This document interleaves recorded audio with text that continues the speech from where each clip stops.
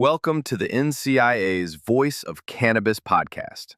Join host Jimmy Young as he dives into the pulse of the cannabis industry, featuring weekly guests who break down big topics like standardization, evolving regulations, and exclusive member spotlights. Get informed, get inspired. And now, here's your host, Jimmy.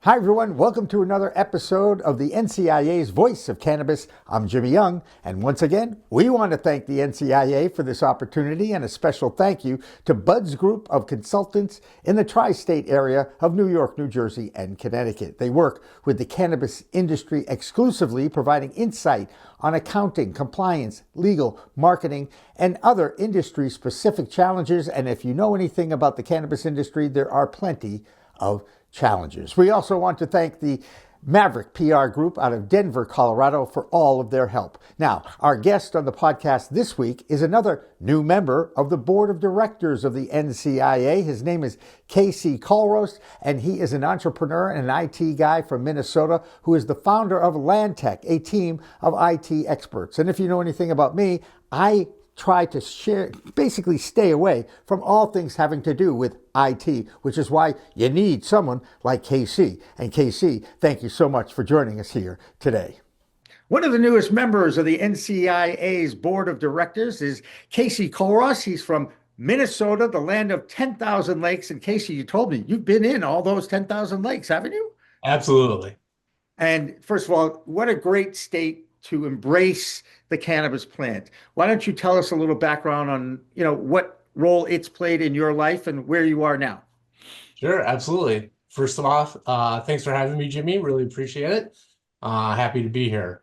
So I am a cannabis consumer, have been for 30 years, and an advocate as well. Always found a lot of interest in medical and otherwise uses. At this point, along with my wife, we run a local seed bank here in Minnesota. And she also has a hemp brand, mostly focused on beverage. Right. And is that the 23rd state? Is that the brand? Correct. 23rd state. And the seed bank is Natural Harvest. Yeah. Okay. Natural Harvest is the seed bank. And I got to tell you, so 30 years ago, things were changed. Let's just say they weren't as friendly as they are to the cannabis space. And now you have a legal adult use state with a medical program as well. Did you ever think you'd live to see the day about this? I didn't. Like in the 90s, much different culture than it is now. Certainly more underground. I was a grower along with a lot of friends of mine. It's just certainly at that time we had Jesse Ventura as a governor. There was a big push, right? We thought legalization is definitely going to happen at this time. Minnesota was kind of a front runner in that. And then kind of 9/11 happened and all that went away. And I thought, boy, we are never going to see that again. And then 2023 came around in Minnesota and it was like, oh my God, this looks like it's actually going to happen. So it's just an amazing time. And as it's evolved over the last few years, still, I'm pretty sure one of the first states to give opportunity to the indigenous people, the Native Americans that have reservations and operations inside Minnesota, and they got first crack at it. And I honestly think that is a great thing to offer that group of people because of, they've never really gotten a break. It's like the war on drugs failed, and the people that got hit the most are the ones that are finally getting a chance to get in if they'd like to and go legal. Yeah, no, I think it's amazing. And really, I'm really impressed with what I've seen. I think, overall, the industry, tribes kind of get a bad rap a lot, quality of the weed, things like that. So, and it's amazing to see how all in pretty much all the tribes have gone here. Yeah. And so professional, high quality. They're hiring top-notch people from other established markets. Branding, you name it, right? I mean, and not only, great, I think, making reparations where they're absolutely due. But like a lot of advantages too, right? Like they're not paying 280E taxes. I know we have some kind of benefits, hopefully coming forward if we see rescheduling or maybe even descheduling, who knows? But for the time being, that's still really, one of the top priorities and issues that the industry faces. So right off the bat, they have a lot of advantages. So it's really awesome to see. Since you brought up the word rescheduling first, I'm going to ask you that direct question. How many people come up to you to this day and believe that President Trump rescheduled, reclassified cannabis with that dog and pony show that he had in late in December? Yeah, it is unbelievable how many people think that this is already a done deal, that we move forward. Cannabis is legal now. I mean, Yes. it is unbelievable the level of education we need to really get out there and let people know what's really going on. Absolutely. And it's up to each one of us, I believe, in this industry. I remember Aaron Smith was the outgoing executive director of the NCIA, speaking in Albany, New York, when they first looked like they were going to go legal in New York. And I'll never forget him telling the crowd, every one of us in this room has an obligation to accept the normalization of the plant is going to get more and more accepted. I don't think he ever used the word legalized, but it's about accepting it and becoming normalized. And he charged all of us, and it's up to us to enlighten and educate others. And it's not for everyone. This is one of the things I always say to people because, look, it's not for everyone. If you don't want to use it, you don't have to use it. That's your right. It does have medicinal benefits. And this is what I've always come back to in my career of this with this plant is I've always tried to use it medicinally. And now that it's being more and more accepted, I recognize actually that the word recreational has actually done more harm than good. What do you think of that? I would agree, right? I think a lot of connotations around the word recreational, and I think like truly, right, it's perhaps self-medicating, good or bad. Hmm. But it really all of it is medicinal, right? Like finding joy is just as important as, perhaps a pain or some other ailment that we're trying to mitigate by using the plant. But yeah, I mean, it's just as important, right? Absolutely, and it's a shame that it's happened. I remember referring to it in one of my first interviews 6 years ago, 7 years ago, as as a recreational product, and I got reprimanded, and they said, no, no, no, call it adult use. And I said, well, why is there a distinction? He goes, well, think about it. It's a medicine. It's a plant medicine. You shouldn't, or it doesn't make a lot of sense to use medicines recreationally. And there still is that battle of the pharmaceutical world. And I'm not talking about big pharma. I'm talking about pharmacies that are medical cannabis farms in Georgia, for instance, where they have just that going on. There's so much education that still needs to be done about this plant. And while a lot of people mention rescheduling and the unfair and unjust 280E treatment of this industry, there are so many other things that this industry has to face as a challenge. And it gets overwhelming. And what's happening now, and it is concerning me, is people who've been in it for 5, 6, 7 years are getting out of it. And it's because the government has stopped the green rush with a green wall. And they won't let it move beyond the talking about rescheduling phase, as opposed to can we just deregulate it, put it or have its own regulatory body, which I think is actually the only compromise that they'll ever actually come up with and agree with. Because uh, even just agreeing on moving it from Schedule 1 to Schedule 3 has caused such a tumult in this world. And again, like you said, most of the public think, oh no, President Trump already did that. And I'm like, well, President Trump didn't have the right to do that. However, he was the first president in my lifetime who's trying to undo what another president in my lifetime did, which is create that Controlled Substances Act. And I've been railing about we need to rewrite that act more than any time ever because we know more now about every single one of those medicines, pharmacy, drugs, whatever you want to call them, than ever before. What's your feeling about rewriting that Controlled Substances Act once and for all? Oh, I think it's long overdue, right? We know so much more. There has been quite a bit of research, obviously a ton more to do, but kind of getting back to your point about, the medicinal value, right? Like, look at how this really started, right? Like, I know Colorado was kind of the first legal place, but really it started with like And Washington compassionate State use. and Washington Yeah, State, right. Yeah, Colorado. Washington, Right. Oregon, Yep. Yep. they kind of all came online at the same time. Yep. But certainly like compassionate use programs in California really is what, started all this and where we see today, right? Like pointing back to those things and how much that has done to open everyone's eyes. Like you said, the average Joe doesn't necessarily see the full picture here.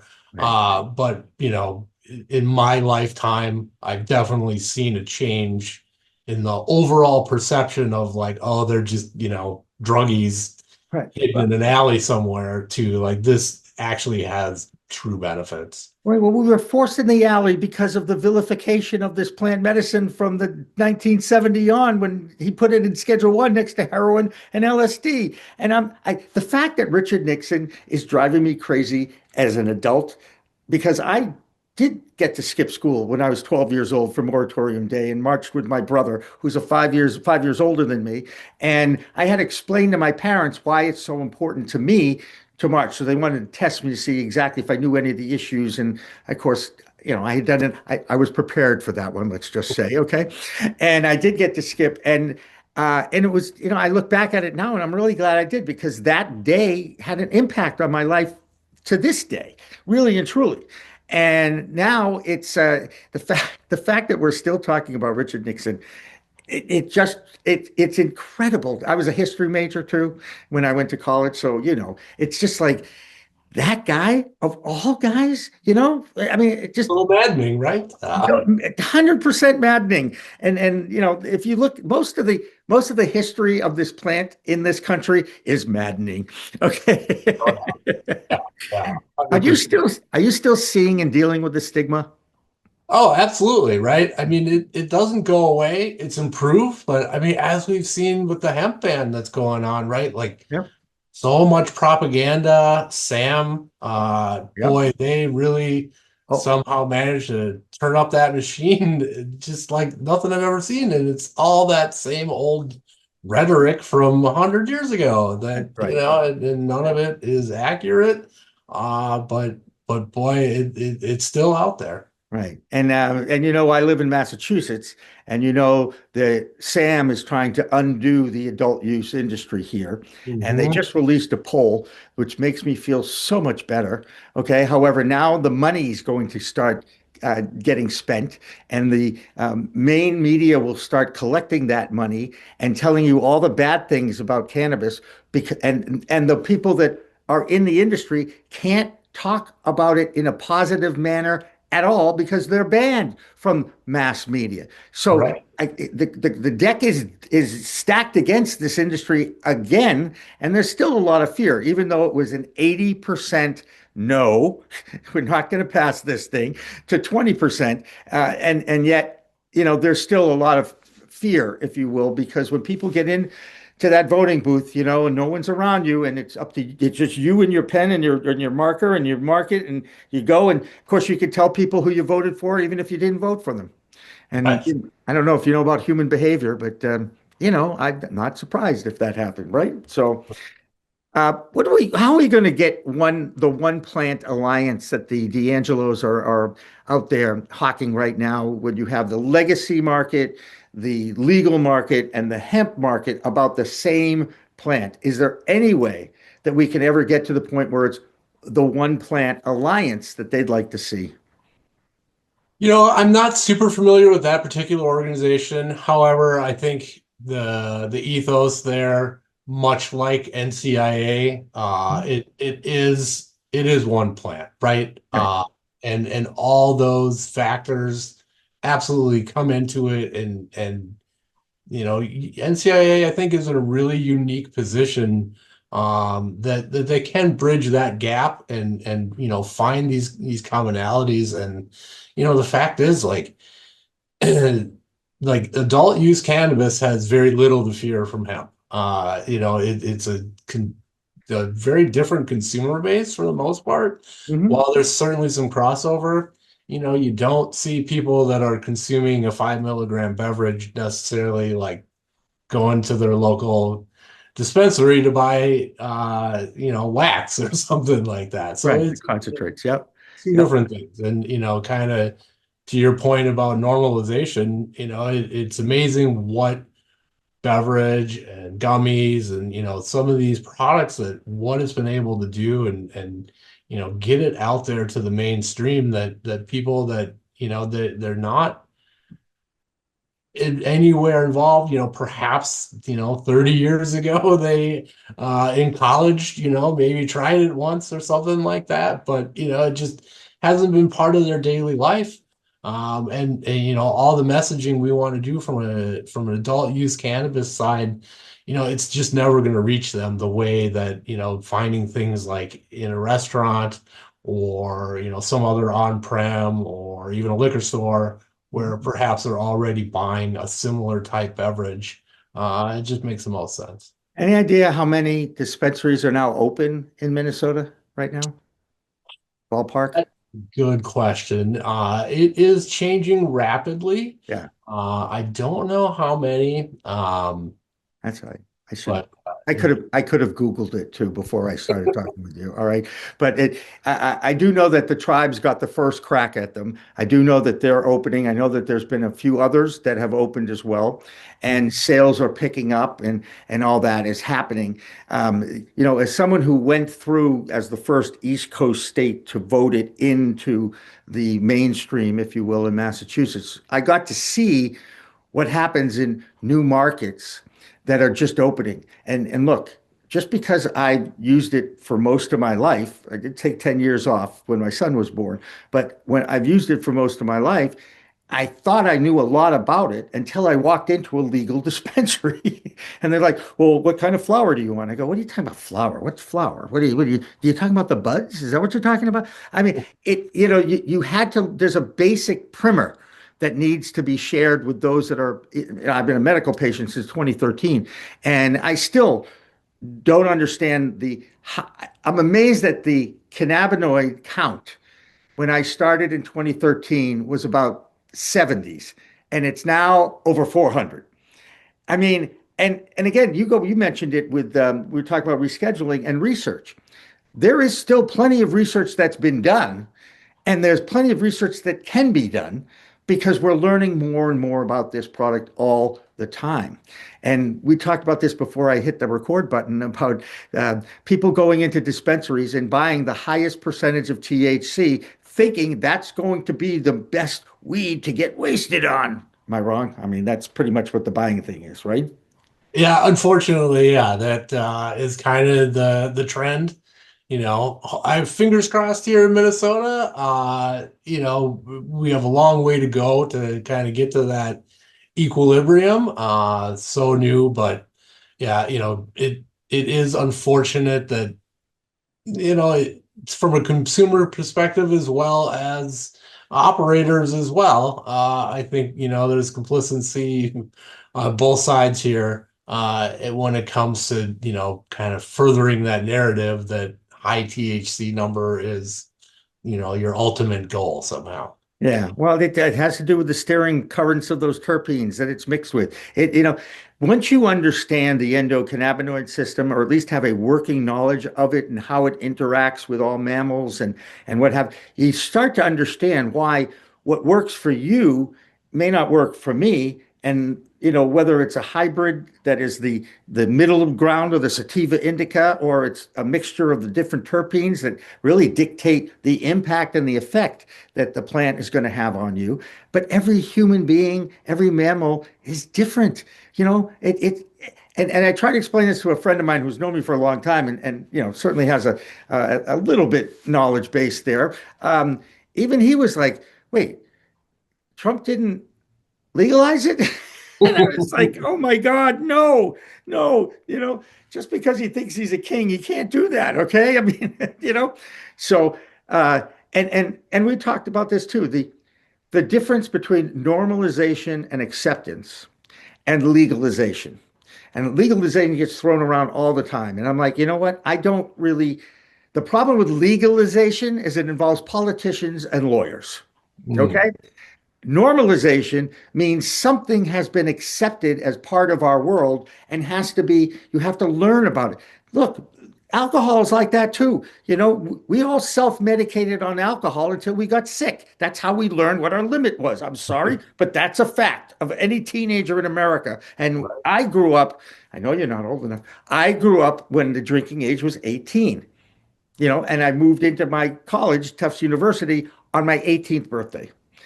And just so happens when it went up to 21, I turned 21. So I've always felt that God the energy of the universe, if you will, is looking out after my habits, if you will. That being said, the importance of acceptance is really I like to talk about. The importance of acceptance of this plant. It's here. Don't be afraid of it. Learn about it. Is that accurate, you think? Absolutely. Yeah, you look at like the Minnesota model with the low dose products and the hemp stuff, it goes such a long way kind of straight to that point. So absolutely. Yeah.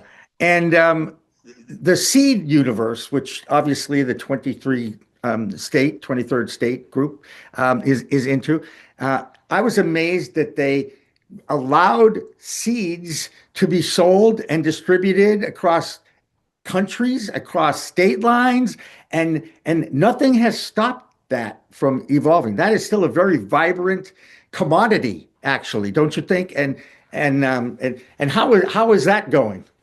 Yeah, no, it's amazing.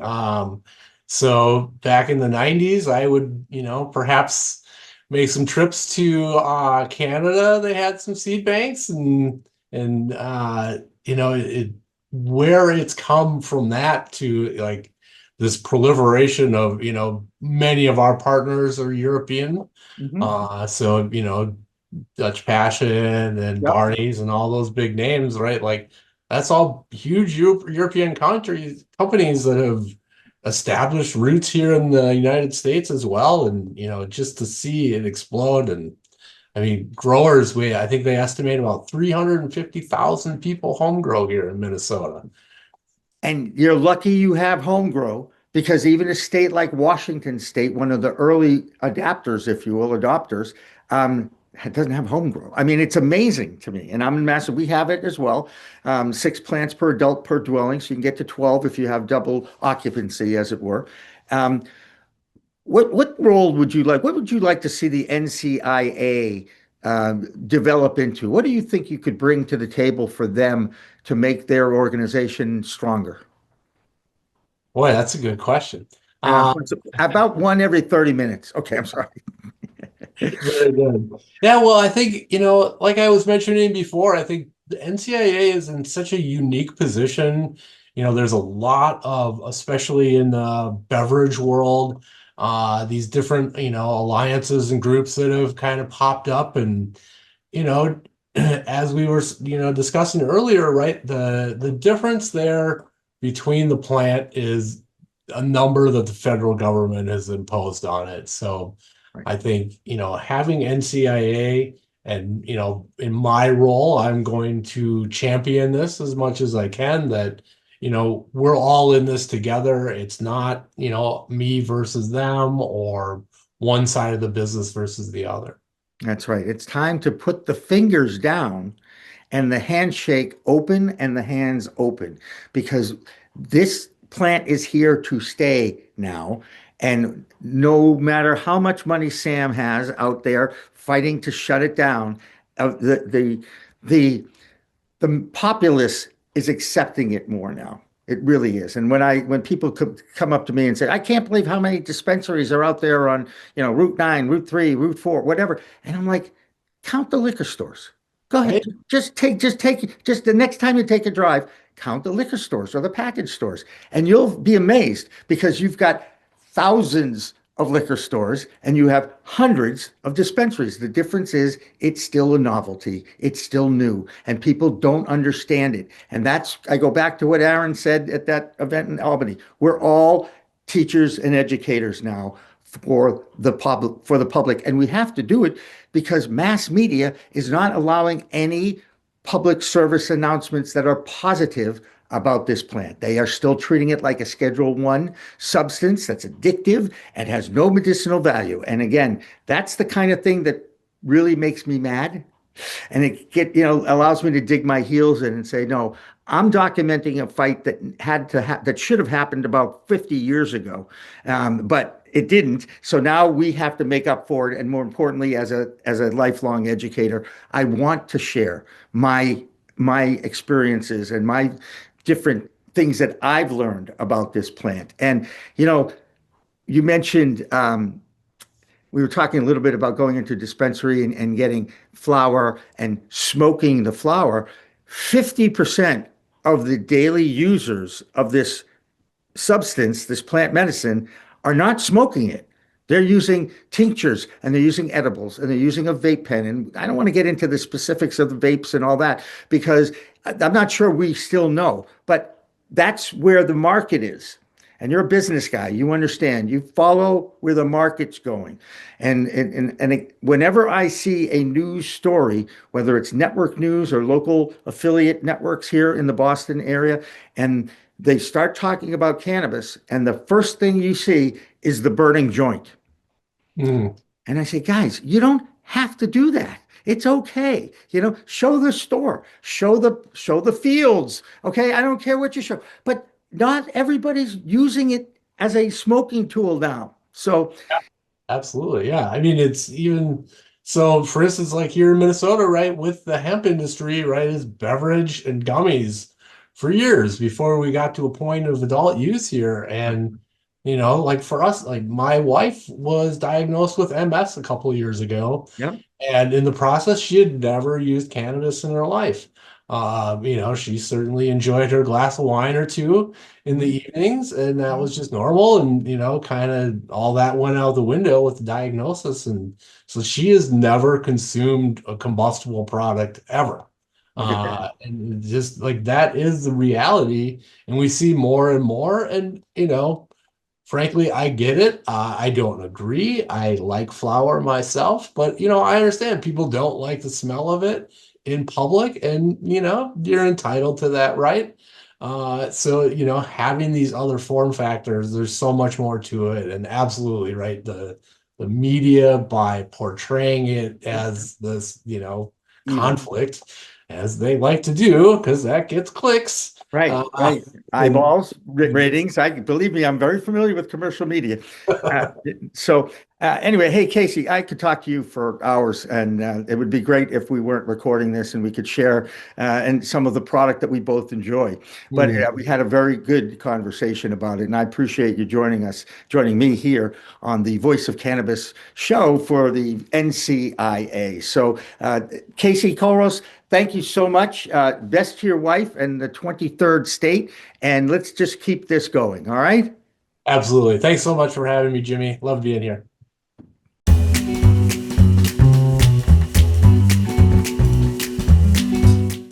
We focus solely on the cannabis space. The cannabis is not just another item that we've put on our website and said, oh, we're in cannabis. We do cannabis and cannabis only, and we focus on cannabis day in and day out. So with Buds Group, we're going to not only work with you and give you advice, we're going to help see your project through to completion, and you're going to find at the end of the day, it'll be a fraction of a cost of working with a larger firm, because our executives are focused just on cannabis and we run lean.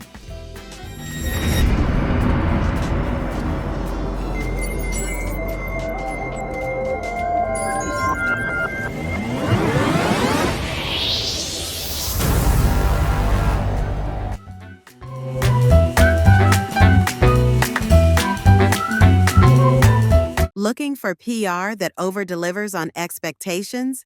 At Maverick Public Relations, they pair big agency experience with personalized attention. From launching award-winning brands to securing top-tier media hits, their data-driven communications team helps visionary leaders and entrepreneurs rise above the media noise. Maverick PR is responsive, collaborative, and relentless about results and ROI. Visit themaverickpr.com and make headlines together.